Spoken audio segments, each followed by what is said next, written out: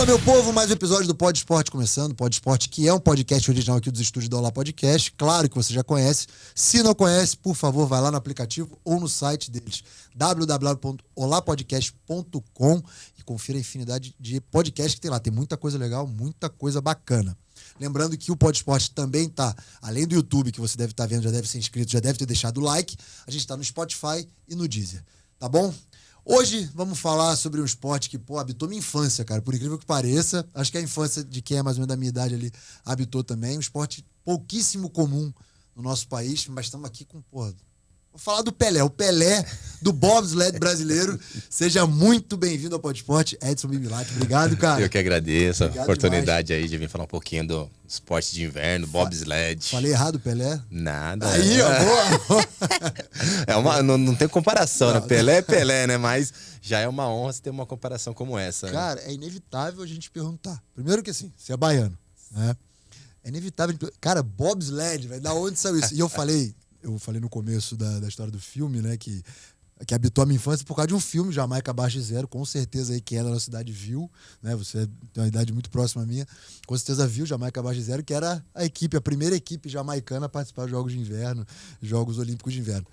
Isso aí foi uma inspiração pra você? Não tem nada a ver? Não, na verdade eu conheci a modalidade pelo filme, né, porque eu não conhecia o filme. Aí me convidaram para vindo do atletismo, né? Tinham resultados expressivos no atletismo, campeão brasileiro, sul-americano. E aí entraram em contato comigo e falaram assim: você quer... Já ouviu falar do bobsled e tudo? Eu falei nunca ouvi falar, né? Já assistiu o filme Jamaica Abaixo de Zero? Também não. Aí eu falei, assiste aí, depois você me fala. Aí eu assisti na época com a minha mãe, eu tinha uns 18, 19 anos. E aí minha mãe falou assim: você não vai pra esse lugar não, isso aí você vai cair, vai se machucar. E eu falei assim: não, mãe, hoje em dia não tem mais problema. Os trenós têm uma tecnologia que, na verdade, eu tava enganando ela. Eu queria conhecer a modalidade. E foi aí que eu conheci o filme, né? Cara, porque, eu fico imaginando, e o filme, cara, muito legal.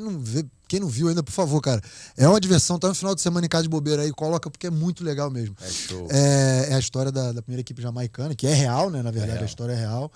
Os caras ganham lá e, é muito legal o filme, fica a dica aí do Pod Esporte. Mas, cara, você tinha, até esse momento aí que te convidaram, quem foi que te convidou? Eu chamava Eric Malezon na época, ele era um cara que fundou a BBSL, depois virou Confederação Brasileira de Esportes no Gelo, CBDG, e aí ele era carioca, carioca, e aí ele foi morar em Boston, aí ele descobriu a modalidade e queria montar uma equipe brasileira. A maioria dos times de fora, eles usam os atletas do atletismo, rugby, esporte de velocidade, força, explosão, né? E ele queria montar uma equipe brasileira. E aí ele viu meus resultados no atletismo, na prova de decathlon, e eu falei, você quer participar? E foi aí que começou. E aí eu fui, né? Porque eu sou curioso, assim, eu gosto de velocidade, né?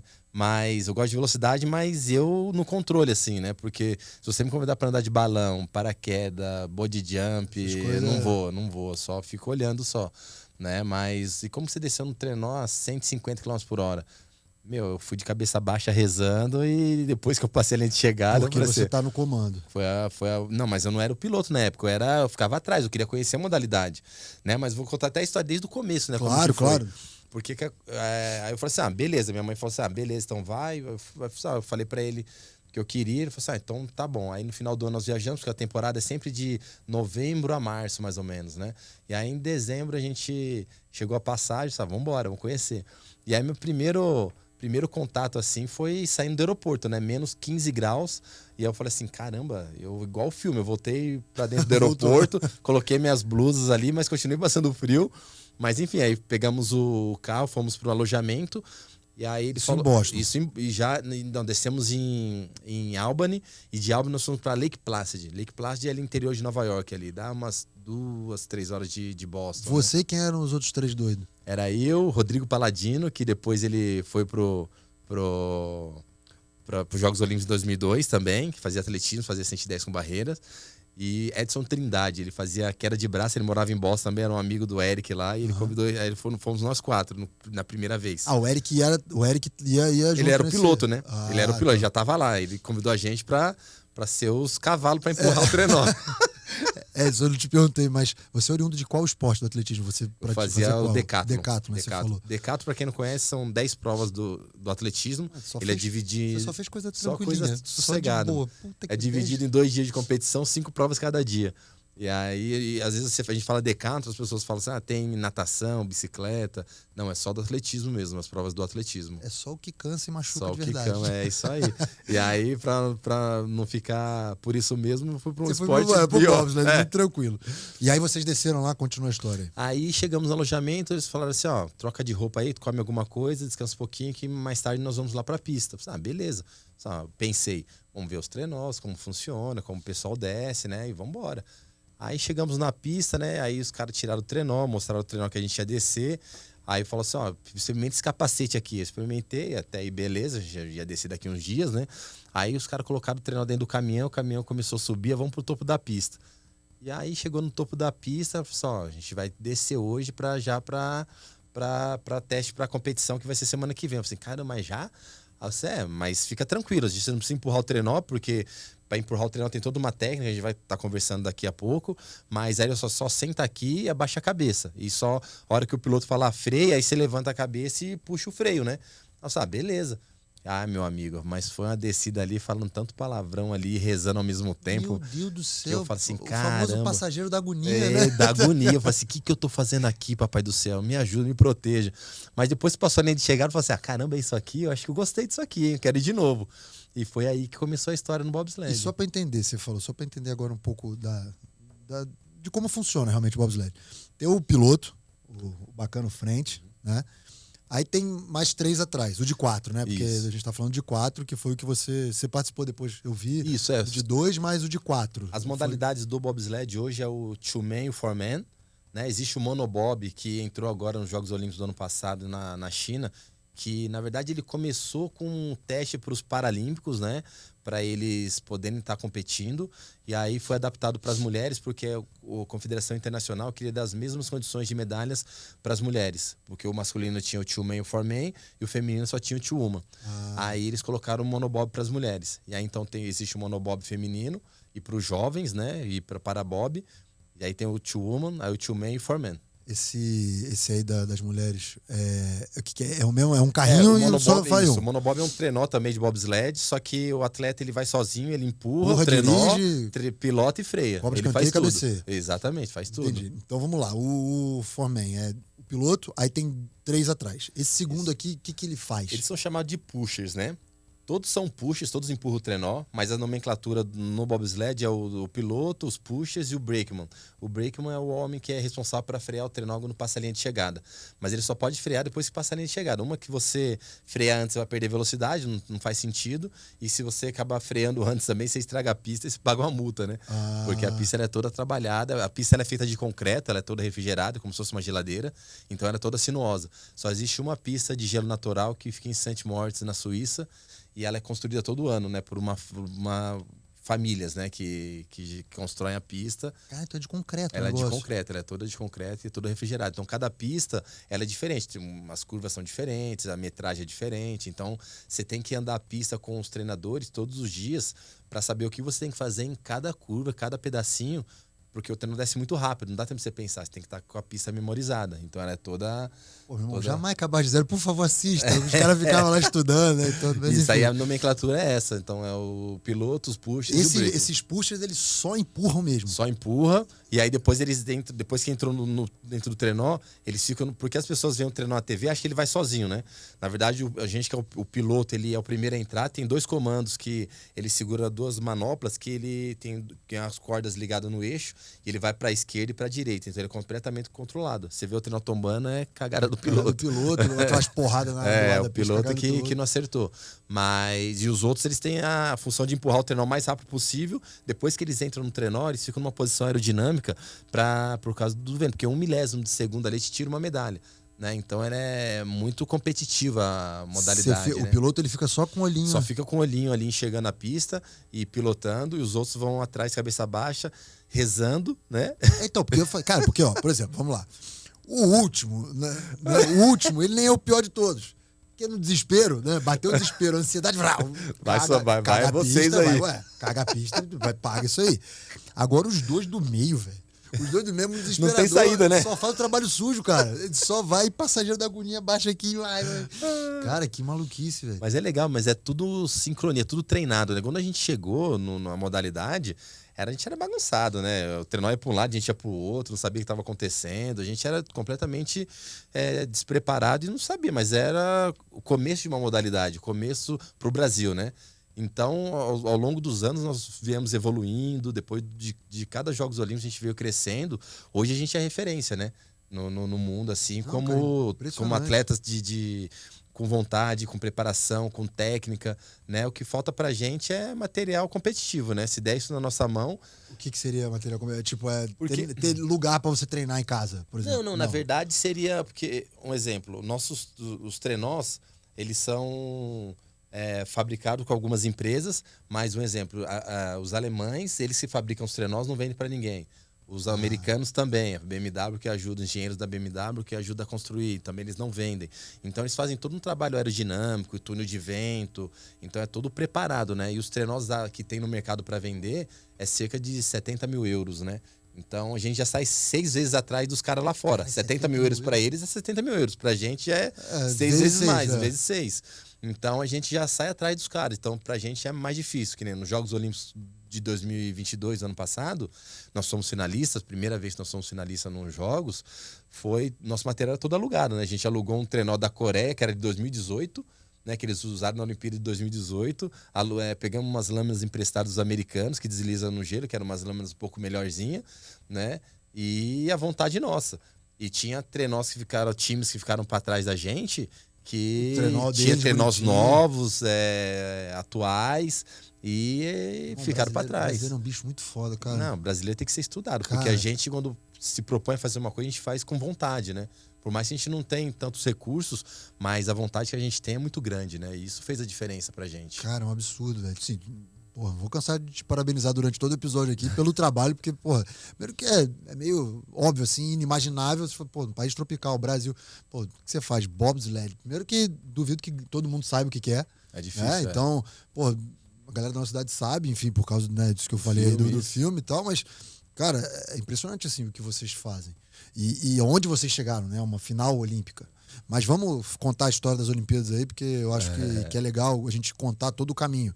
Então, pô, você falou que desembarcou lá nos Estados Unidos e tal, desceu a primeira vez, passageiro da agonia, puxa o freio quando acabar, beleza, gostou. A partir desse momento, gostou. Qual foi o caminho que tomou você, principalmente, as pessoas aí que foram pioneiras nesse esporte no Brasil, para chegar até os primeiros Jogos Olímpicos, que foi em 2002, certo? 2002, Salt Lake City. Então eu nem sabia que existia Jogos Olímpicos de Inverno na época. Meu sonho era ir para os Jogos Olímpicos, até porque eu era atleta de alto rendimento no atletismo, e sabia que existia Olimpíada de Verão, Jogos Olímpicos de Verão. De Inverno eu não sabia. Eu conheci através do próprio filme, né? E depois competindo, eu falei, caramba, tem Jogos Olímpicos de Inverno que tem o mesmo peso de Jogos Olímpicos de Verão, só muda por questões climáticas e as modalidades. E a gente que é atleta de alto rendimento, você quer ir para os Jogos Olímpicos. É a Copa do Mundo do jogador de futebol, né? Então, sempre foi meu sonho. E quando eu vi que a gente tinha condições de participar de Jogos Olímpicos, que dependia da gente também, eu falei assim, vamos fazer acontecer. E aí foi onde eu convidei o Paladino, eu já tinha convidado, né, nesse primeiro contato. Depois eu convidei o Cristiano Paes, que hoje ele mora no Canadá, é treinador lá também. E Matheus Inocêncio, que foi também o primeiro brasileiro a competir Jogos Olímpicos de Verão e Inverno. O Matheus Inocêncio. O Matheus Inocêncio, isso. Essa galera toda do atletismo. Do atletismo, é como a gente tava dentro do atletismo, conhecia os atletas do atletismo, sabia que quem é do atletismo já era predisposto para a modalidade, só tinha que fazer aquelas adaptações para a técnica da modalidade de bobsled, então ficava mais fácil pra gente, né? Então aí eu convidei os meninos, vamos embora, vamos para cima. E a gente viu que tinha possibilidades. Na época não era fácil, mas as formas de qualificação eram um pouco mais tranquilas do que hoje, né? Antes eu tinha que participar de 2 temporadas, 5 competições em 3 pistas diferentes. Esse era o critério para você participar de Jogos Olímpicos. 2 temporadas, 5 competições em 3 modelos de pista diferentes. 3 modelos de pista diferentes. Mas mesmo assim você tinha que estar numa posição interessante no ranking. Né? Não era a obrigação, mas você tinha que estar no ranking ali para mostrar que você era competitivo. Entendi. E aí foi a nossa primeira qualificação, foi já em Cortina d'Ampezzo, né? Que vai ser onde vai ser os Jogos Olímpicos agora em 2026. Então foi nossa qualificação foi lá, né? Porque foi um circuito que nós fizemos na época nós fizemos só Lake Placid, Park City, né? Que foi onde foi os Jogos, e depois nós fomos para a Europa para tentar a qualificação. Aí conseguimos a qualificação lá, não era o piloto na época, era o Pushers, né? Eu era o segundo homem, ficava ali de cabeça baixa também. E tivemos um resultado expressivíssimo, né, nos Jogos de 2002. Na época foi a melhor colocação que o Brasil já teve em Jogos Olímpicos de Inverno. Foi a 27ª colocação, né, de 32 trenós, né? Então a gente já viu que tinha condições, mesmo não tendo a técnica apurada que os outros times tinham, né? Até hoje ainda a gente é considerado iniciante no bobsled, porque o bobsled existe desde 1924. Né, dos primeiros Jogos Olímpicos. Nossa primeira participação foi em 2002, né? Então a gente aprendeu muito ao longo dos anos, né? Mas partindo lá de 2002, foi nossa primeira Jogos Olímpicos, já foi a melhor qualificação do Brasil. Beleza, agora vamos para 2006 com vontade, né? Esse processo aí de... Desculpa, eu não lembro se você falou, mas com quantos anos você teve o primeiro contato com o bobsled? 18, 19? Foi 18, 19 anos, isso. Que ano, mais ou menos? Porque foi em 99 para 2000. Então a gente tá falando de 2, 3 anos, você estava dentro dos Jogos Olímpicos. Dentro dos Jogos Olímpicos. A gente entendeu a modalidade, começamos a observar os outros times, a aprender bastante. E ali a gente começou a começar o nosso processo, né? Treinava aqui? Treinava aqui. O legal do bobsled, como eu falei, a pista ela é feita de concreto, né? Ela é toda refrigerada. Então, quando desliga a pista, acaba a temporada, eles desligam a pista lá nos Estados Unidos, Canadá, Europa, e ninguém desce, eles têm na parte física, né?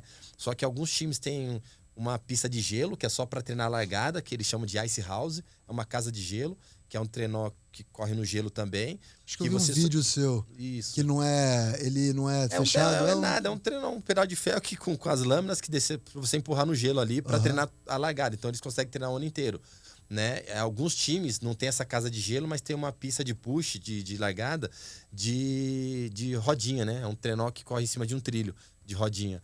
Então eles conseguem treinar o ano inteiro também. Reproduz bem. bem. Mas isso faz uma diferença muito grande. A gente só foi descobrir isso em 2016, né? Porque tinha um atleta nosso, ele acabou falecendo em 2021, né? Um acidente de moto, né? Era o nosso engenheiro do time, o coração do time, um cara que era fantástico, o Dirley Pessoni. Né? Então ele conseguiu, na casa dele lá em Franca, conseguiu montar, a confederação deu um suporte financeiro para ele fazer essa construção. Ele montou os trilhos, ele pegou uns trilhos de bondinho, né? Eram de 6 metros, ele cortou de 3 em 3 metros, fez 70 metros de pista mais encaixados, né? Veio dentro de uma vanzinha para São Paulo.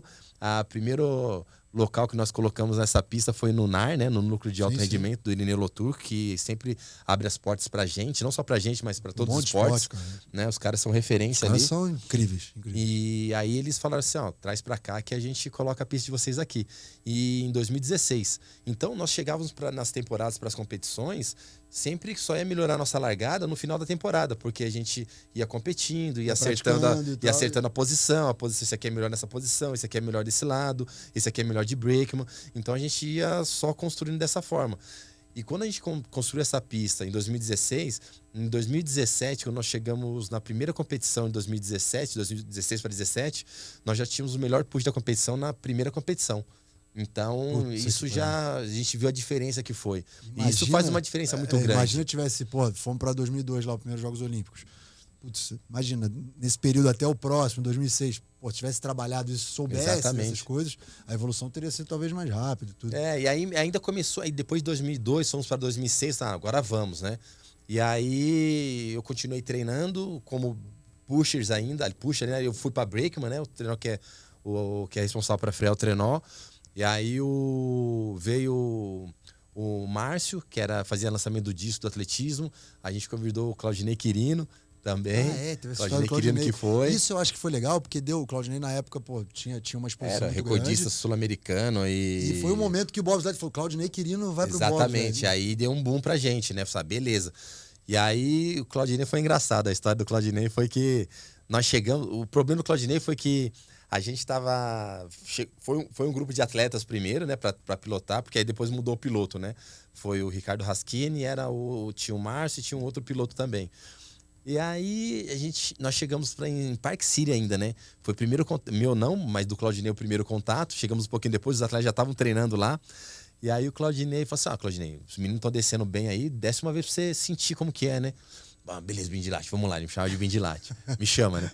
E aí, desceu a primeira vez, aí tombou o trenó. Aí, Bindilate, isso aqui não é pra mim, não. Mas isso ele já... pilotando. Não, ele ficava atrás, cabeça baixa ali, né?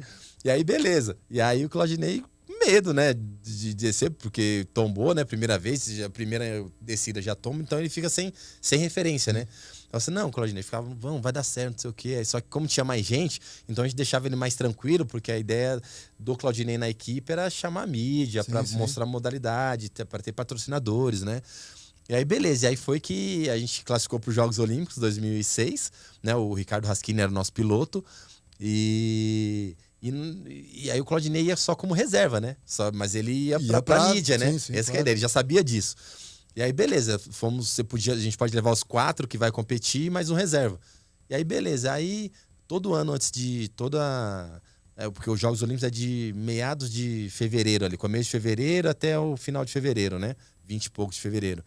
E aí, em janeiro, o Comitê Olímpico, por conta própria, faz exame com os atletas, antidoping, tudo, né? Aí todo mundo fez, beleza, aí fomos para os Jogos, então não deu nada. Aí chegou na metade dos Jogos lá, teve um atleta que fez o exame aqui com a gente, e aí deu positivo. Aí teve que voltar pro Brasil. E aí ele voltou, não tinha ninguém, sobrou Claudinei.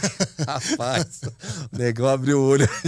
Vai ter que descer. Vou ter que descer. Vambora, vai estar tranquilo. O Raschini tá pilotando bem, fica sossegado. E aí, beleza. E aí deu alguns problemas, tombamos algumas vezes, né? Mas às vezes a gente fala que é culpa do piloto, mas nem sempre, né? Porque a pista também é difícil e o piloto ele tenta sempre fazer o melhor traçado para ele descer mais rápido. E às vezes esse traçado está próximo de tombar ou não, né? Entendi. E aí às vezes a gente não teve a possibilidade de treinar na pista antes de todos os times. Todos os times treinaram na pista umas 2 vezes, uma temporada antes e um tempo antes dos jogos, né? Na temporada, só que antes de começar os jogos. E nós só podemos descer na pista nos jogos, né? A gente até foi nesse treino que teve, que chama pré-olímpico lá, só que nosso trenó não chegou, não tinha como alugar trenó, então o nosso piloto na época, o Ricardo Raschini, ele andava a pista, tudo, mas não é a mesma coisa você andar a pista e descer com o trenó. Claro. Você tem a pista memorizada, mas descendo você tem a velocidade diferente, tudo é complicado. Isso com certeza faz uma diferença do cacete. Exatamente. O cara ter vivenciado aquela pista e, pô, você quer, não, vai, eu sei como é que é, tem o traçado na cabeça, tudo, mas agora vai. Exatamente. Não aí, infelizmente, a gente teve algumas quedas lá nos jogos, né? Aí o Claudinei assustou também, aí fomos no Jô Soares, aí ele falou assim, não, se um dia me chamar de novo, pode me prender que eu tô doido, isso aqui vai, o Claudinei sempre quebra, pô. Aí você assusta a galera, pô, o bagulho não é tão assim. Ele só participou dessa... Só dessa, aí depois ele abandonou, e eu falei assim, agora tá na hora da gente fazer, melhorar ali a pilotagem junto com o Raschini na época, né? E tava com vontade de ir para a próxima para fazer acontecer. Só que aí no meio do caminho ele acabou meio que indo para outras coisas, tinha alguns trabalhos pessoais, né? E aí ele se afastou. E aí eu pedi para poder pilotar, né? Aí eu falei assim, beleza, vambora. Aí o cara falou assim, pode. E o Raschini, ele era meio que o treinador, por ele ter levado vocês, ele era meio que o Eric que era. O Eric, desculpa. Ele era mais ou menos... Ele era o piloto, mas sempre tinha uns treinadores de local, da confederação, que nos ajudavam, né? Uhum. As pessoas sempre nos davam um suporte bacana nas competições, até hoje, né? Então, aí o Raschini saiu, aí eu pedi pro Eric se eu podia pilotar. Aí eu falei, beleza, vamos lá. E o pilotagem, você tem que fazer uma escola, né? De pilotagem. Tipo, tirar carta. Tirar carta, que demora, tipo, uma semana. Bom, menos mal. Aí beleza. Aí só que você não vai do topo da pista, né? Porque o trenó pega bastante velocidade. Você vai lá do metade da pista e aí você vai, de acordo com você for evoluindo na pilotagem, você vai indo pra cima até chegar no topo. São 3 starts até chegar ao topo. E na época eu ia de cabeça baixa rezando, que nem eu falei pra você. Eu tenho medo de montanha-russa, bungee jump, balão, não vou, né? Como é de cabeça baixa, eu ia de boa. Montanha-russa, cara, é um negócio que eu não entendo pra que existe, então, cara. Pra que sentir aquele negócio? Não é legal. Não é. Não vai bem. Verdade. Não vai bem. E aí, o que acontece? Aí eu falei assim, caramba, agora eu vou ter que ver, e agora? Como que eu vou fazer? Eu já tava lá, né, pra semana. Eu falei assim, poxa, eu não posso falar pro cara que eu vou embora, que eu tô com medo, né? E aí eu vi os caras descendo, as mulheres descendo, todo mundo descendo. Eu falei assim, se os caras descem, eu também posso descer. Qual que é o problema? E não vai tão rápido, porque vai do meio, né? Aí eu falei, beleza. Aí eu fui descer a primeira vez, eu falei assim, caramba, que delícia, mano. Nunca mais vou lá atrás.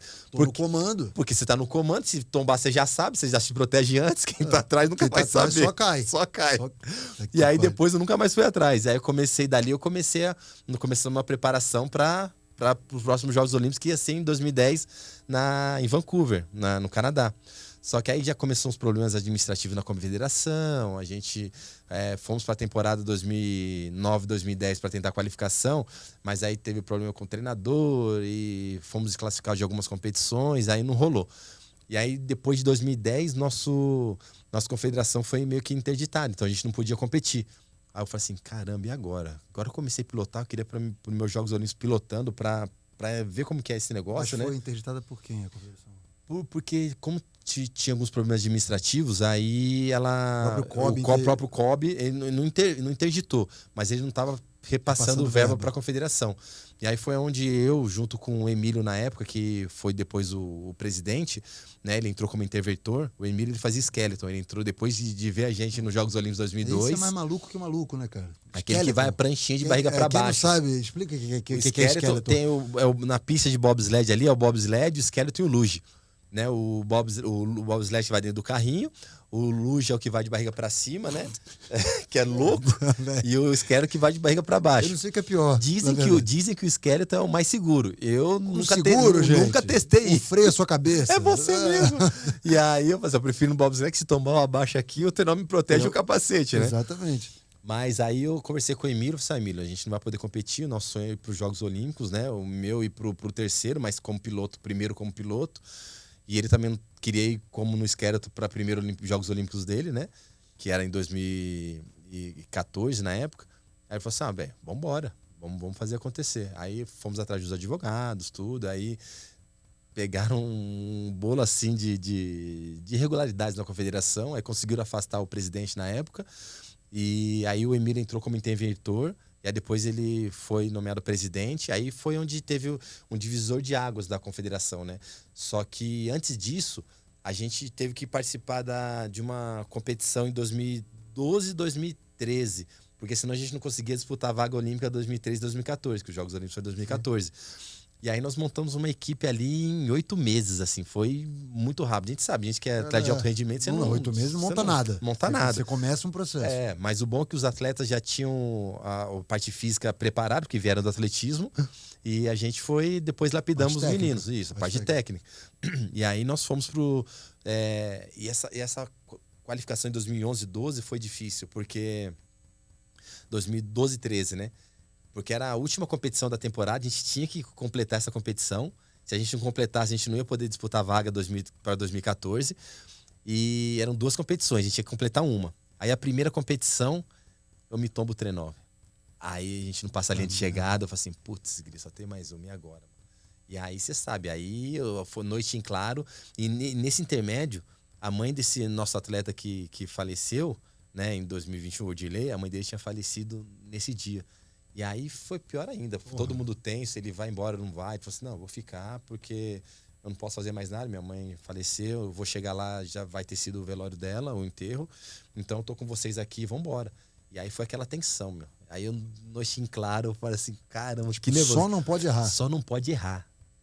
Nada. E essa pista de Lake Placid é uma das mais difíceis do mundo, né? Foi lá que eu aprendi a pilotar, mas eu tava ali 3 anos quase, 2 anos e meio, 3 sem pilotar.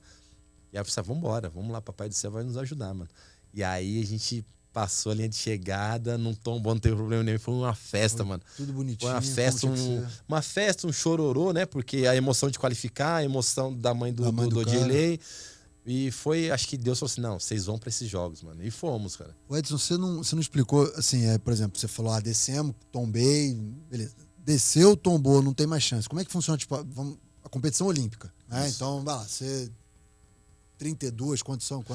Hoje são 30 trenós. 30 trenós. Que qualifica. Os Cada 30 melhores do mundo. Cada um desce, e aí é por tempo. Isso, são... Nos Jogos Olímpicos, existem as competições que existem do bobsled e a Copa América, né? Que é na América, aqui, Canadá, Estados Unidos. Aqui a gente domina. Aqui, então, agora sim, né? Mas... não tem Estados Unidos. Mas qualquer time do mundo pode competir a Copa América, né?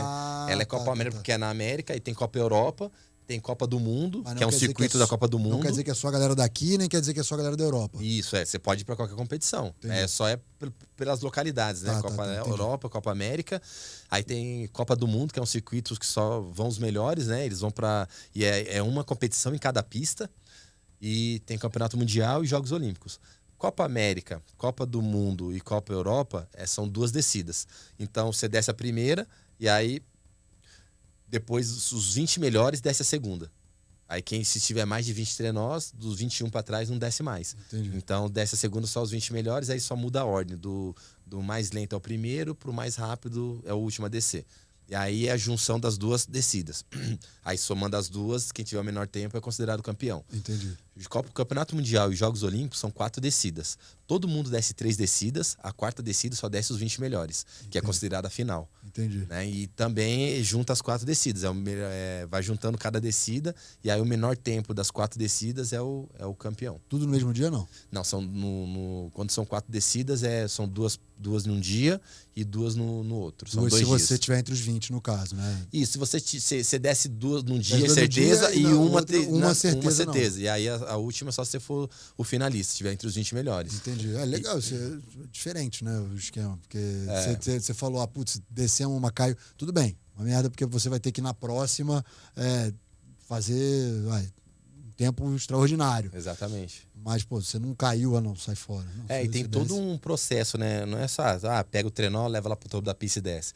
Então, a gente prepara o trenó. Então, é como se fosse... Nós somos os mecânicos do trenó. Os grandes times, os pilotos, os atletas, nem mexem quase no trenó. É os mecânicos que mexem em tudo. Mas o brasa, né? O brasa, a gente desmonta o trenó e monta para qualquer um. Entendeu? E muito bem. Porque a gente acaba lubrificando todas as peças, passa graxa, a gente lixa as lâminas, porque a lâmina ela que desliza no gelo são vários tipos de lâmina. Tem lâmina que é para um gelo mais duro, um gelo quando está mais frio, quando está um pouco mais quente a temperatura, é um outro tipo de gelo, é outro tipo de lâmina. Então, os times lá fora, os grandes times, têm 6, 7 tipos de lâminas para testar. A gente tem uma só. É para treinar e competir. Vai, meu amigo, e vai. Aí... Só que a gente consegue lixar a lâmina, né? Que é umas lixas que vai desde da 100, se ela estiver muito riscada, que é mais grossa, até a 2000, que é a mais fininha, só para deixar ela lisa. Quanto tempo dura uma lâmina aí? Ela dura bastante tempo, mas toda competição que você vai competir, você tem que fazer um trabalho de polimento das lâminas. Pra quanto menos risco ela tiver, menos água vai entrar no meio delas e não vai te frear o trenó. Vai fazer com que ele desce mais rápido. Deve ser E aí a gente lubrifica o trenó, pule o trenó também, para não ter menos contato com gelo, com vento. Cada esporte, né, tem detalhes, por exemplo, pegar a natação. O cara raspa o pelo por causa da dinâmica e tal. Porra, aí eu fico imaginando o bobsled, que é tudo, milimetricamente, um pentelésimo de segundo faz diferença. Velho, então, você falou, polir o trenó, pegar sujeira pra... Por isso que os negócios ficam brilhando, parece que dá pra pentear o cabelo ali, olhando. E é engraçado que no dia da competição é uma frescurada, assim, sabe? Mas é uma frescurada necessária. Necessária. Que, tipo assim, você vai ao trenó... a gente chama de Parque Fermier, é o local onde ficam os trenós. Então, 40 minutos antes da prova, da competição, você não pode mais mexer no trenó. Então, quando falta uns 10 minutinhos para fechar esse estacionamento dos trenós para competição, então é quando os caras vão colocar as lâminas, porque o trenó fica virado de cabeça para baixo, né?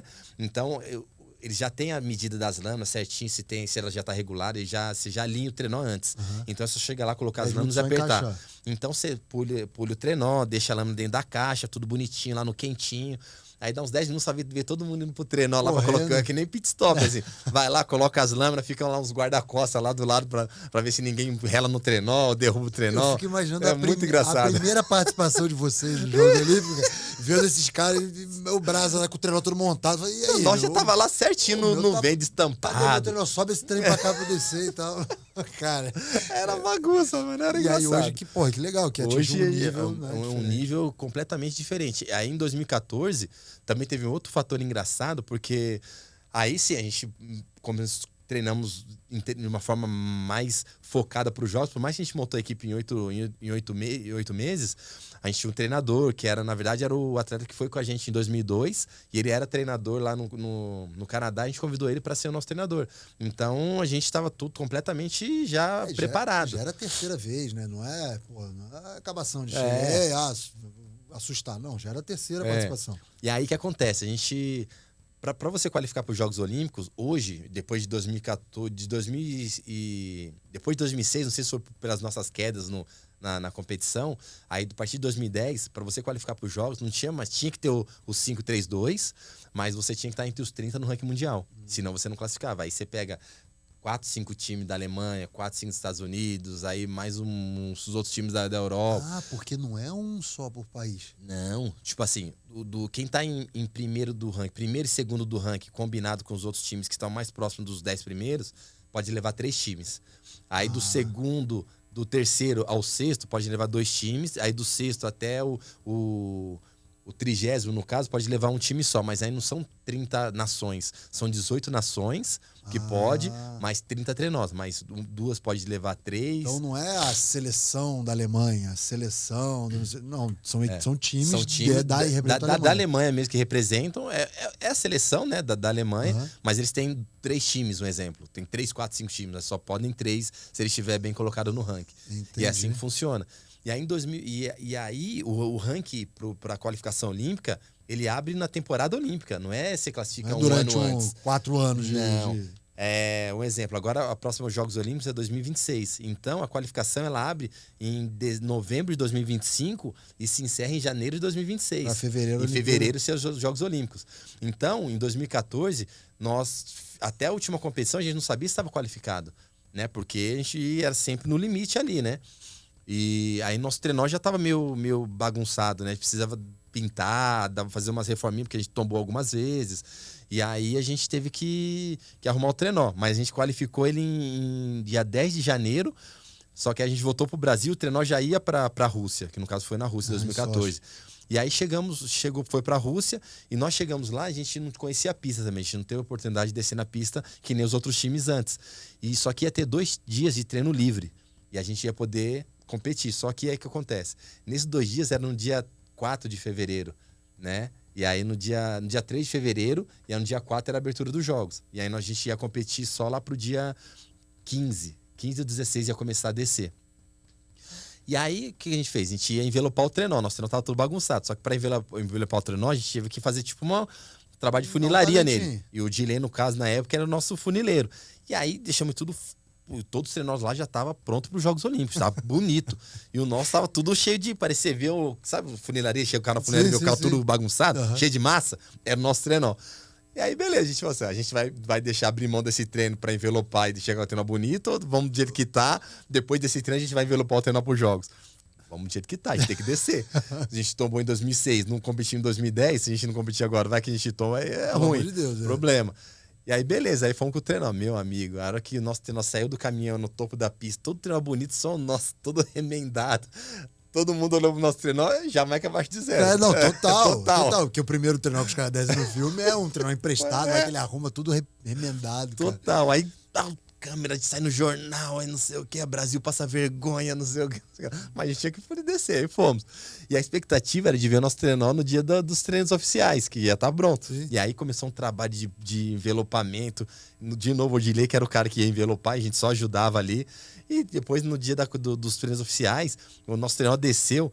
Aí tá todo fotógrafo, todo mundo da expectativa. E o nosso trenó era um dos mais bonitos, né? E nós tivemos um desempenho muito interessante. Foi o 14º melhor push da competição, que nós tivemos, que é a largada ali, que tem a medição dos trenós que vão mais rápido nessa parte inicial. Mas depois nós ficamos na 26ª colocação. Mas aí é o que eu te falei. Qualidade do material, as lâminas que deslizam no gelo. Essa que foi a colocação que só foi batida em 22, não é isso? Em 22, é.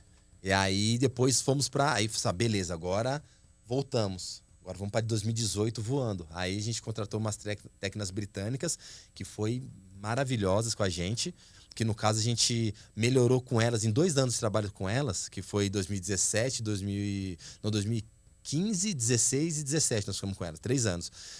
A gente tinha que ficar 10 anos ali aprendendo para melhorar, que a gente aprendeu em 3 com elas. É aquele... O que é? É a parte técnica, a diferença? Tudo, cara. A parte física? Desde de horário, você chegar ser pontual no horário, porque o brasileiro é aquele jeitinho, né? Daqui a pouco, não, com elas não. Britânico, você xinga a mãe deles, mas chegou 14, atrasado. 17. Exatamente. E é 17 andando, não é 17 eu chego. É 17 ele tá saindo. sai. Você pode xingar a mãe do britânico, mas se você chegou atrasado é pior. É uma ofensa. É pior, é uma ofensa pros caras. E aí a gente foi aprendendo. Só pancada.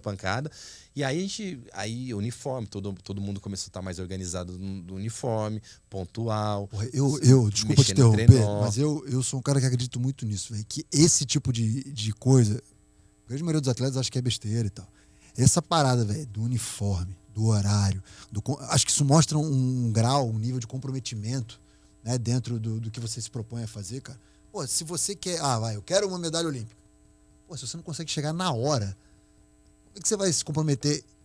Você vai, no treino, realmente dar o seu 100%. Se chegar na hora de usar mesmo a roupa correta, de usar, pô, não fecha a conta. Faz total diferença, cara. Total diferença.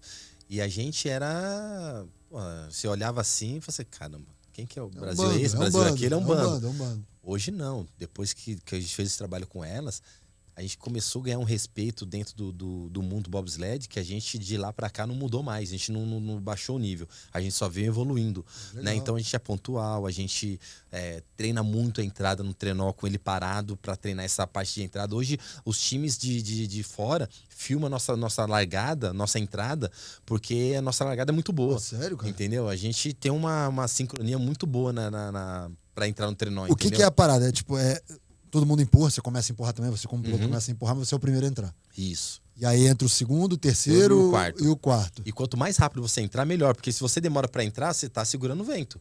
Tá batendo o vento, tá segurando. É como se fosse um paraquedas ali, né? E aí tem um espaço que é vamos dizer, um espaço dessa parte, dessa área do push. É uns 40, 50 metros ali, você já tem que estar dentro do trenó. Então não é longo espaço, mas você começa. Tem pista que você começa um pouquinho reto e desce, tem uma pista que já começa meio que na descida, né? Então às vezes você não pode querer correr muito. Porque senão você vai, ao invés de você achar que tá empurrando, você tá segurando o trenó. Então é tudo um trabalho de sincronia, de entender a pista que você tá, o tanto que você vai empurrar, entrar o mais rápido possível, ficar na posição, né? Então isso é muito treinado, cara. É mais difícil pilotar ou essa parte de entrar?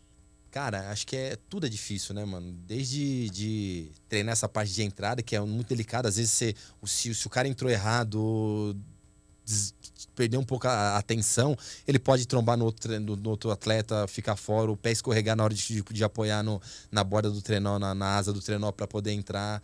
Às vezes o brakeman, ele demorou para entrar, ele vai querer entrar, não consegue entrar, o trenó vai sozinho.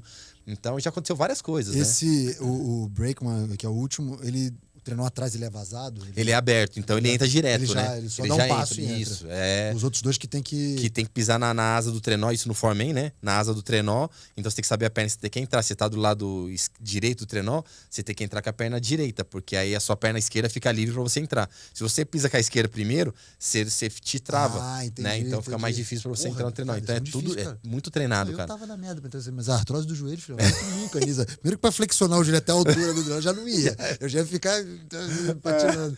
Cara, é tudo treinado, sabe? E outra, a gente, não só na pista de largada, mas com o trenó paradinho no lugar, a gente simula a corrida e todo mundo entra, fica na posição, aí fica um de fora filmando ou analisando a posição que tá o capacete, pra ver se tá bonitinho, se tá na posição correta, por causa da aerodinâmica. Porque faz diferença. A gente, ainda mais a gente, que já não tem um material competitivo no trenó, a lâmina. Se tiver tudo bagunçado lá, se na parte que compete a gente, porque os atletas estarem certinhos alinhados, não fizer, aí que fudeu mesmo. É complicado. Cara, e aí você participação em 18 foi bacana também? Foi, em 18 foi, poxa, a gente tava muito bem preparado, porque nos treinos oficiais a gente sempre tava entre os 13 melhores, os 15 melhores, e a gente, e o treino era no período da tarde, e aí na competição o treino foi de manhã, então a temperatura tava diferente. E aí a gente só tinha aquela lâmina tava voando nos treinos da tarde. Aí chegou na competição, nossa lâmina não andava tanto numa determinada temperatura. E foi onde nosso treino foi o mais lento de todos. A gente teve um bom push, mas nosso treino foi o mais lento de todos. Mesmo assim, a gente ainda ficou na 23ª colocação. Já foi um resultado interessante pra gente. Mas a gente ficou aquela frustração porque a gente tava bem treinado, tava com material legal, só que no dia da competição não aconteceu. E por que você falou que as treinadoras britânicas ficaram só nesse período? Ficaram 3 anos. Olímpico? Porque aí depois elas tinham algumas coisas que elas não entendiam em relação à prestação de conta, porque com o Comitê Olímpico e aqui no Brasil é diferente. Você tem que prestar nota, você tem que. É tudo bonitinho para você. Bonitinho assim, você tem que mandar para a confederação, prestar conta pro Comitê Olímpico, tem TCU, não é bagunçado, né? Uhum. E elas. Não entendo que não sei o que, e sempre tinha atrito com o presidente na época, não sei o que. Eu entendo por que você não confia na minha palavra. Eles são assim. Você acha que a gente tá roubando alguma coisa? Tem uma história, eu não sei se é real, tá? Mas eu já ouvi isso de algum lugar, falou que algum país aí da Europa, colocava a urna lá, a pessoa ia, votava, ia deixava. Aí perguntaram, né, pra alguém, tudo, mas por que vocês fazem assim, né? Vai você coloca a urna ali no meio da praça e a pessoa vai e vota. Aí a pessoa falou assim, não, mas e a segurança? Mas que segurança? Aí, não, de alguém vir colocar, votar 2 vezes. Aí a pessoa que era dessa comunidade falou, mas por que a pessoa faria isso, votar 2 vezes? Tipo, é outro nível de parada. Nível, é verdade. Então aqui a gente presta um monte de conta, não que não tem que prestar, tem que prestar, né? Mas acho que esse grau de confiabilidade, confiabilidade lá, cara, pra quê? Eu tô falando que eu fiz. E ela realmente fez, né? Aqui, brasa é brasa, cara. Brasa é brasa. E aí, acabou saindo, a gente tinha uma parceria com os americanos, né? Eles ajudavam bastante a gente, os treinadores americanos também nos davam suporte, principalmente na parte técnica, né? E aí a gente teve essa parceria, ficamos com os americanos ali em 2018. Aí 2019 pra cá, aí a gente acabou competindo em algumas competições, aí veio pandemia. Aí começou, né? Brasileiro não podia entrar em nenhum lugar. A gente ficou uns 2 anos sem competir. Fomos voltar na temporada olímpica. Voltamos a competir em 2021. Quando abriu para você conseguir exatamente. Competir pro ranking. Exatamente. Quando abriu ali a temporada já pro olímpica. Então, mesmo assim, era muito restritivo. Era máscara, era isso, era teste que tinha que fazer. Se não fizesse, não viajava. E não treinou nesse período? Não treinávamos. A gente só treinava a parte física.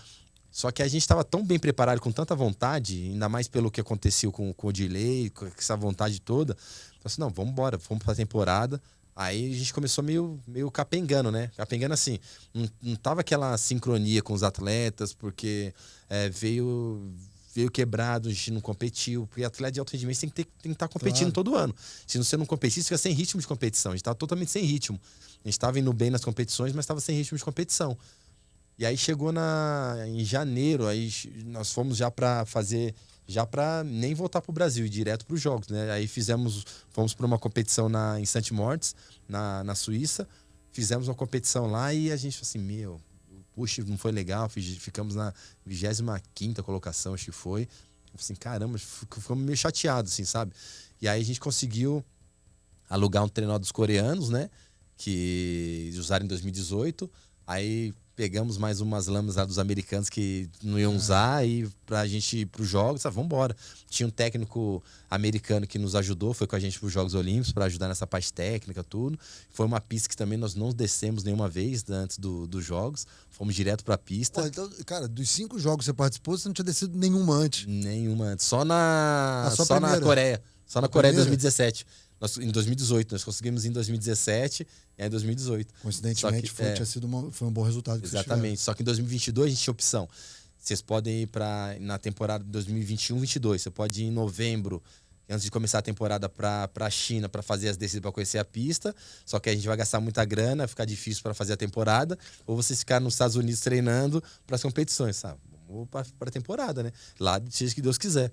Mas beleza, chegamos lá e fizemos acontecer. A gente tava com tanta vontade, E aí no Two-Man aconteceu um negócio interessante também. Competiu nos dois? Competi nos dois. Classificamos o Two-Man e o Four-Man, né? E aí nos treinos oficiais, chegamos lá. Na verdade, quando a gente chegou, a gente saiu de St. Moritz, ficamos ali na Áustria treinando a parte de camp de treinamento, antes de ir pros Jogos. Aí, só que aí já teve um episódio que quase eu não vou pros Jogos também, né? Porque a gente ficou fazendo campo de treinamento, aí de 15 de janeiro a 28 a gente ia ficar. Aí ficamos na Áustria e fomos fazer um treinamento na Alemanha, do lado ali, que é uma pista de push. Nossa, vamos lá fazer treino de push. Pista ali, a gente já sabe, conhece. Essa pista de push a gente não tinha ido ainda. Mas ali a região a gente conhecia. E aí, primeiro teste de push ali que a gente foi, eu falei assim, vou só testar o trenó aqui pra ver como que tá, só que em vez de colocar o capacete, eu falei assim, só aqui atrás não vai ter problema. Meu amigo, eu desci o trenó quando ele começou a subir, que tem um cabo de aço pra travar. Eu não tinha reparado, achei que era mais pra cima. Nossa, que o trenó ele travou no cabo de aço, eu fui pra frente, bati a cabeça num ferro do trenó, Nossa. Abriu aqui, tomei 25 pontos, cara. Aqui perto, quase perto da visão. Uma semana antes de viajar pra China. Puta merda. Aí eu ia ter mais... Uma semana antes, mas aí depois que chegasse na China, eu ia ter mais uns 3 dias pra gente poder descer. Tem a cicatriz ainda. Aí eu falei assim, putz, Grilha. Aí começou a descer o sangão lá. E aí veio o Jefferson Sabino, que participou dos Jogos Olímpicos de 2008, né? E depois ele participou agora em 22, só que ele foi no atletismo, no salto triplo. E agora no bobsled. E aí ele já viu, já enfaixou minha cabeça. Aí chama o resgate vem, pergunta o que aconteceu. Aí fala, aí fomos para um hospital. Aí chegou no hospital, eu abri a faixa, o cara olhou assim, aí fechou de novo, vamos pra outro. Aqui não dá pra arrumar, não dá, aqui em outro. Aí fomos na Áustria, num outro hospital, Salzburg. E aí a moça abriu, assim, aí tá difícil, hein? Mas vai ser delicado. E aí é tensão, né? Porque a gente perdido lá. Os caras ficavam... Eu fui na ambulância, os caras foram no carro, não sabiam onde eu tava em um, a comunicação era difícil. E aí eu falei assim, você vai ter que meter uns pontos aí, vambora. Beiçona que não tava aberto, cara. Ficha, minha cara parecia o Kiko do Chaves, mano. Meu Deus do céu, cara. Ficou gigante, cara. E você já sabia que era a sua última Olimpíada? Então, cara, pra mim sim. Na minha cabeça ia ser a última Olimpíada. E aí eu falei assim, caramba, será que eu vou conseguir, mano? Eu falei assim, mas em nenhum momento na minha cabeça, assim, de verdade, eu falei assim, eu vou ficar fora desses jogos. Eu falei assim, não, vai dar tudo certo. E aí depois de uma semana e um dia, a gente ia pra China. Aí em uma semana eu voltei pra lá pra tirar os pontos, eu tirei o ponto. E aí deixou só um curativo, aí no dia seguinte nós fomos pra China. E tem que enfiar capacete também. E eu nem testei colocar capacete. Eu só fui colocar no dia do treino livre que ia ter lá. E aí eu coloquei o capacete, beleza, tá tranquilo, vambora. E aí foi, esse foi o primeiro baque, né? E aí, beleza. E aí, só quando chegou na China, a gente faz exame Covid. Lá os testes eram mais sensíveis. E aí o Eric tinha pego Covid em começo de janeiro. E lá tava acusando ainda. Aí ele ficou em quarentena. Demorou pra chegar. Aí no primeiro dia que ele saiu, falei assim, Eric, vamos fazer um treino no Tioman pra você pegar. E aí na largada do Tioman era treino. Demos a largada, ele escorregou, aí ficou numa mão só, deslizou no gelo, aí puxou. E eu achei que ele... Aí eu fui aqui, olhei, aí eu falei assim, acho que ele não vai entrar. Eu entrei no trenó e desci. E aí chegou na linha de chegada, passou a linha de chegada, eu falei, vou pra trás pra frear o trenó. Eu vi, ele tava lá de cabeça baixa. Eu falei, caramba, ele entrou. E aí eu falei, caramba, meu... Ali foi um momento que eu falei assim, não, a gente é uma equipe que... o cara vai aí dar o provou que a gente ia trabalhar em equipe. Porque aí teve algumas matérias em jornais falando assim, Brasil passa vergonha, escorrega, não sei o quê. Mas se você vê outros times, aconteceu isso também. E os caras largam o trenó, deixa o cara aí. O cara não vai junto. O Ericão não. O Eric, ele segurou o trenó, tentou entrar, escorregou de novo, levantou, entrou e desceu ali. Eu falei assim, meu... Isso é espírito de equipe, entendeu? E ali a gente falou assim, não, essa Olimpíada é pra gente, a gente vai pra final disso aqui. E você, assim, você falando, né? Parece que vocês são bem família, assim mesmo, né, cara? Bem um negócio bem... A gente é familhona mesmo. São poucos atletas, né? Não tem a possibilidade de ter muitos atletas, até por questões financeiras, né? Pra levar muitos atletas pra fora, manter os atletas lá treinando. Então agora que a gente tá fazendo que já era pra ter feito antes, mas a gente tá fazendo agora, né? A confederação tá dando um suporte pra gente fazer a preparação com novos atletas. Porque eu estive na Coreia semana passada, final do mês passado, para acompanhar 2 jovens que vão participar dos Jogos Olímpicos da Juventude, que vai ser na Coreia em janeiro de 2024. Então já é uma transição também. Detecção de talento, né? Esse trabalho, você vai passar, né? Você já passou como atleta? Na verdade, ainda não, porque eu conversei com... Hoje o Emílio, ele é o gestor do bobsled, tem o Matheus Figueiredo, que é o presidente, né? E tem o Emílio, que é o gestor. Aí ele falou assim, Edição, cara, a gente... Então, você tinha aposentado, eu falei pra ele, Emílio, tô aposentando aí, vou abandonar tudo, queria ajudar da melhor forma possível. Você, Edição, quero fazer uma proposta pra você. Até porque minha esposa também, ela é difícil também, né? A gente tem 2 filhos, tem um de 8 anos e uma menina de 4, né? E quando eu viajo, tem minha mãe, tem minha sogra, minha cunhada. Mas é diferente. O filho é nosso, a gente tem que se virar. Né? A gente evita de deixar com eles, né? Então ela fica perdidinha, né? Fica estressada, né? Claro, eu tenho 2 também. Então. E aí o Emílio falou assim, Edição, eu tenho uma proposta pra você. pra gente fazer como te dar um suporte financeiro para você trabalhar com essa molecada de desenvolvimento, mas você uma transição e você continuar treinando, porque eu tenho medo da gente não conseguir e esses atletas não vão conseguir pilotar o Foreman para os jogos de 26 agora, que é mais difícil, é mais técnico, é mais complicado o Foreman. O Two-Man tudo bem, mas o Foreman é mais, você vai mais 3 pessoas atrás, vão em 4, é mais pesadão. Se você errar um negócio é difícil consertar. Olha só, a gente tenta a qualificação para 2026 você como no Foreman e você ainda ajuda nessa transição e esses novos atletas. Pô, então você nem aposentou, só falou que... A princípio eu vou... Só falou que só falei... Cara, que e aí porra. foi um negócio, negociar com a minha esposa, acertar, e ela falou, não, beleza, vamos, a gente consegue aí dar uma direcionada nos nossos afazeres aqui, cara, a gente vai. Pô, acho que a família nesses momentos, né? Eu sou muito suspeito pra falar isso, cara. Porque, pô, eu sou mulher, família pra cacete. Não, minha mulher, cara, pô, se não fosse ela. Hoje, muito menos, né? Porque fora da seleção já há algum tempo, as viagens diminuíram muito, enfim. Mas é um período terrível, assim, de viagem, de perder as coisas da escola das crianças, que, né, um negócio que não volta, não tem jeito, enfim, você tenta suprir de outra maneira, mas você não volta atrás. Festa do Dia da Família que você não foi, ela não volta. E a temporada de inverno começa em outubro, novembro. Minha filha faz aniversário dia 22 de novembro, então na maioria dos anos eu nem tô, né? Então é só se dar uma transiçãozinha a gente voltar, mas é difícil, né? E eu tô com a minha esposa há 26 anos já, né? Então é uma parceria, né, cara? Uma parceria.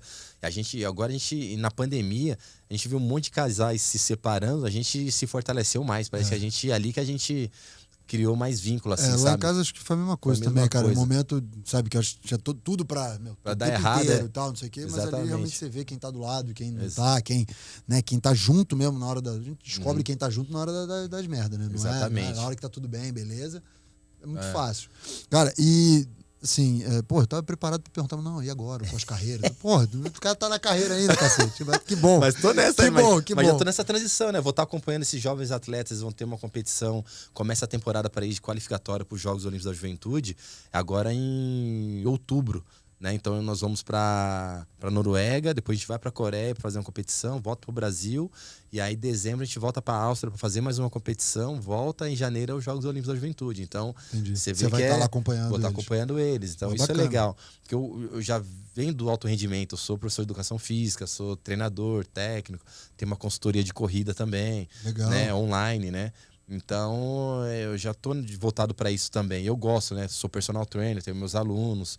Mas é aquele negócio, né? Se eu viajo, eu não recebo, porque personal, se você não dá aula, você não ganha. Sim. Então, esse é o nosso ganha-pão, né?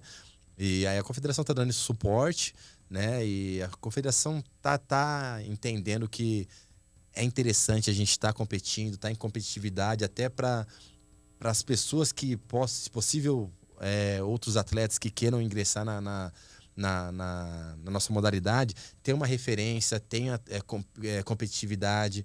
Então a gente está preparando dessa forma para que o Brasil sempre se mantenha em alto nível. Legal, né? E o COB apoia, o COB apoiando o tempo inteiro, né? Eu acho que... Antigamente as modalidades de inverno, né? Era mais complicado em relação ao Comitê Olímpico de destinar verba para as confederações, né? Hoje, pela seriedade da confederação, hoje a gente tem o Matheus, que é o nosso presidente, então ele está sempre lá no Comitê Olímpico. Tem o pessoal da Neve também, que é bem próximo do Comitê Olímpico. Eles viram a nossa seriedade, a nossa vontade de querer fazer acontecer. Nossa final olímpica, teve a Nicole Silveira no Skeleton, que foi 13ª, primeiros Jogos Olímpicos da menina. Então ela começou no bobsled na temporada de 2017 ali, para tentar a qualificação olímpica no 2018. Ela é brasileira, mora no Canadá desde os 7 anos, trabalhava numa loja de suplementos. Um brasileiro chegou lá, queriam fazer uma equipe, aí ela falou, vamos lá, veio pro bobsled, não deu muito certo, e aí o presidente falou assim, você não quer tentar o Skeleton? Você já mora aqui, você tem possibilidade de treinar, ela mora em Calgary, e lá tinha a pista de bobsled, mas ela foi desativada, mas tem a pista de largada lá.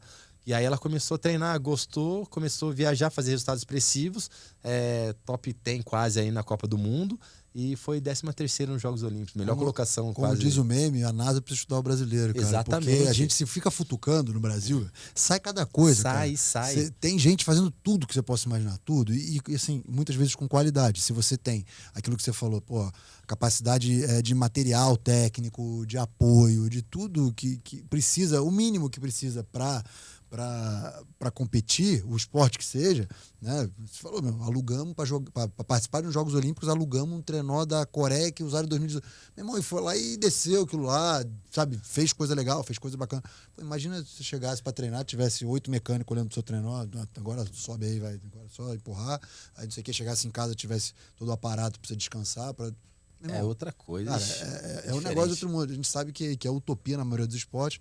Pô, se a gente tivesse o mínimo aí de estrutura para tudo, para fazer tudo, a gente ia ser muito bom. E não pode falar que o país não tem dinheiro, né? Não. Grana tem. Não chega onde tem que chegar, exatamente, né? Exatamente. Isso que eu ia te perguntar sobre investimento. Quem mantém isso tudo, cara? Então, hoje o Comitê Olímpico, através da lei PIVA ali, que destina a verba das loterias caixas para as confederações, sim.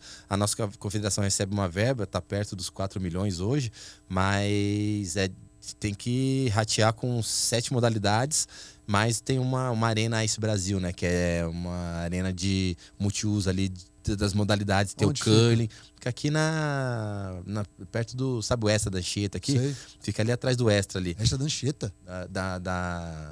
Da Marginal, desculpa, da Marginal Pinheiros aqui. Da do lado de casa, foi, pô, nunca vi um negócio de gelo ali. Da Marginal aqui. Pô, então, legal, e é muito legal. A primeira pista de curling da América Latina, lá tem a patinação, tem o hockey de pista mais curta ali, mas dá pra vivenciar o hockey. Então a confederação vem investindo. Por que ela investiu nessa Arena Ice Brasil? Para tentar não ficar dependendo só do dinheiro do Comitê Olímpico, né? Mas mesmo assim a gente não tem patrocínio próprio, patrocínio privado. Então isso dificulta bastante. Então tudo que a gente tem que fazer, que nem comprar um trenó, tudo bem, a confederação pode até tentar, mas aí, pô, você tem que fazer 3 orçamentos. Não tem 3 empresas lá fora que faz um trenó. E 70 né? mil euros. E às vezes é dinheiro de pinga para alguma empresa grande, né? E outra, a repercussão, tudo bem, a gente tem uma repercussão mais pontual ali, próximo de Jogos Olímpicos. Mas o que a gente pode fazer nas ações, nas competições que a gente faz lá fora, se tem o trenó gigantesco, dá para você colocar a marca do cara. E nos Jogos Olímpicos ninguém pode colocar patrocinador, né? Então, mas na preparação olímpica, o cara vai aparecer bastante. E né? outra coisa, cara, te interrompendo já, você é um cara, se olhar suas redes sociais, você é um cara que tá ali na rede social ativo e tal. Cara, a rede social hoje é um negócio, pô, é uma ferramenta muito legal também. Então, pô, Marcos, eu sempre falo isso quando tem episódio de 99,9% das pessoas que vêm aqui falar de esporte falam que, pô, dificuldade com patrocinador, com apoio e tal. Então, fica aí o recado, acho que também para ajuda pro esporte de inverno do Brasil. Por incrível que pareça, tem caras muito capazes, né, muito competentes fazendo o esporte, que a gente às vezes nem imagina, né, conseguindo resultados expressivos mundo afora. Então, pô, tem empresa aí que, pô, em vez de gastar com alguns esportes que já estão na grande mídia, que tá, pô, quem sabe ser o pioneiro de um início de um trabalho, igual, por exemplo, eu sempre cito a história do Banco do Brasil com o vôlei. Exatamente. Cara, o vôlei, você fala em vôlei, primeiro que vem na cabeça é o Banco do Brasil, porque o Banco do Brasil entendeu como sendo um pioneiro do apoio a esse esporte. E, porra, deu muito certo, né? Pô, vôlei, pelo amor de Deus. Então, imagina uma empresa, sei lá, qualquer uma empresa, que, porra, queira apoiar o bobsled, daqui a pouco, você tá falando de bobsled em um monte de canto. Claro que não vai ter bobsled, vai ter um monte de carrinho de rolimão, o cara querendo imitar, mas, porra, que legal, entendeu? Sim, tudo vai voltar pra modalidade, né? E pra repercussão pra ele mesmo. E hoje em dia as empresas estão com dificuldade e estão até investindo menos na TV e mais em influencers, né? Sim, sim. E aí você pega, a gente tem uma rede social ativa, você não vai pegar só a modalidade bobsled, você vai pegar todos os atletas. Você vai ter 6 influentes, 7 influentes ali, a mais do que você poderia ter em um só. Né? Então tem tudo isso. Então é isso que a gente precisa, alguém que acredita no nosso trabalho. Hoje nós atletas, eu idealizei um projeto lá em São Caetano do Sul, ali na Estrada das Lajes com a Guido Aliberti. Do lado de casa. Né? Do lado. E ali tinha um centro que era da BMF Bovespa antes, né? E hoje não tem mais a BMF Bovespa, eles devolveram para a prefeitura fez o maior centro de lutas ali da América Latina, na parte coberta. E aí tem a pista de atletismo, aí ao lado, na reta oposta dos 100 metros, tem um espaço que a prefeitura cedeu para mim, para o Clube Paulista do Esporte no Gelo, né? Pra gente fazer o centro de treinamento do bobsled skeleton. O que seria isso? É vai ser uma pista de push, a primeira pista de largada da América Latina suspensa. Porra, Então que ela legal, sai de um cara. plano mais alto, vai ter uma descida e uma subida para desacelerar o trenó e voltar embaixo é a parte de academia, de força. Então a gente tá. E tudo que a gente conseguiu construir até agora foi nós atletas que investimos, né? Ali o ano retrasado por ano passado, que foi cerca de R$50 mil. E uma arrecadação coletiva que nós fizemos, né? Que a gente conseguiu arrecadar R$37 mil. Foi tudo investido ali.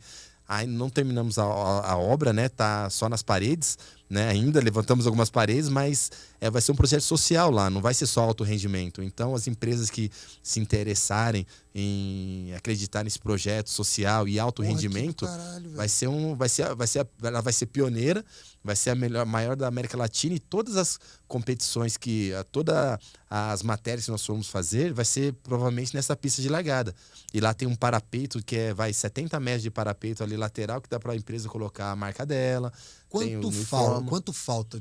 Falta, meu, se a gente com, sei lá, 300 pau, a gente, meu, bota aquilo lá de pé, top. Com R$600 mil a gente fecha. Pô, meu irmão, R$600 mil, pelo amor de Deus, cara. R$600 mil a gente consegue. Pô, cara, que negócio, sabe? Num lugar que passa um monte de gente, que tem, sabe, bastante visibilidade.